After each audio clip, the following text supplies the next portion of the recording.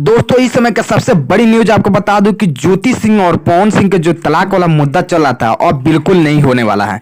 क्योंकि मैं इसलिए कह रहा हूं कि पवन सिंह कभी भी अपने वादे के मुताबिक वहां पर नहीं पहुंचते हैं। जिस डेट को बुलाया जाता है पवन सिंह को कोर्ट में, उस डेट पर पवन सिंह क्यों नहीं पहुंचते हैं। अगर उस डेट पर पवन सिंह पहुंच जाते हैं तो तलाक जल्द से जल्द हो जाएगा, लेकिन पवन सिंह क्यों नहीं पहुंचते हैं। अभी बलिया कोर्ट में जो इंक्वायरी चल रहा था, 20 तारीख को बुलाया गया था पवन सिंह, तो पवन सिंह स्वयं बोले हैं कि मेरे को चोट लग गया था, इसकी वजह से मैं समय से पहुंच नहीं पाया स्टूडियो में। मतलब काम करते समय उनको चोट लगा था, शूटिंग करते दौरान। आपसे बता दो क्यों ऐसा हो रहा है।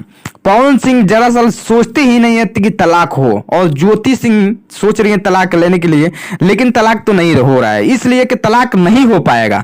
हम लोग तो यही जानते हैं कि तलाक नहीं हो पाएगा, क्योंकि जो भी तलाक का मैटर आता है स्पष्ट एकदम दिन डाल दिया जाता है कि उस दिन पर इनका मतलब तलाक हो जाएगा, लेकिन उस दिन में नहीं हो पाता। इसलिए नहीं हो पाता कि पवन सिंह चाहते ही नहीं है तलाक लेना, क्योंकि वो सोच रहे हैं कि ज्योति सिंह से मतलब अच्छा से बातचीत करके अपना घर वहीं पर बसा लिया जाए, मतलब ज्योति सिंह के साथ। लेकिन ऐसा नहीं हो रहा है। क्यों? आप लोग सोचिए, दिमाग लगा खुद सोचिए कि जब भी अंतिम डेट तलाक पड़ रहा पवन सिंह का, कुछ ना कुछ हो जा रहा है। यहाँ पवन सिंह नहीं आ रहे हैं या शूटिंग करते दौरान उनको चोट लग जा रहा है, ये क्या बहाना पवन सिंह मार रहे हैं ना, ये जरूर बहाना मार रहे हैं। तो दोस्तों ज्योति सिंह और पवन सिंह के सच्चे फैन हैं तो इस वीडियो की इतना ज्यादा शेयर करिएगा कि पवन सिंह भी सुने कि वो क्या चाहते हैं, पब्लिक को खुद लाइव आकर बताएं।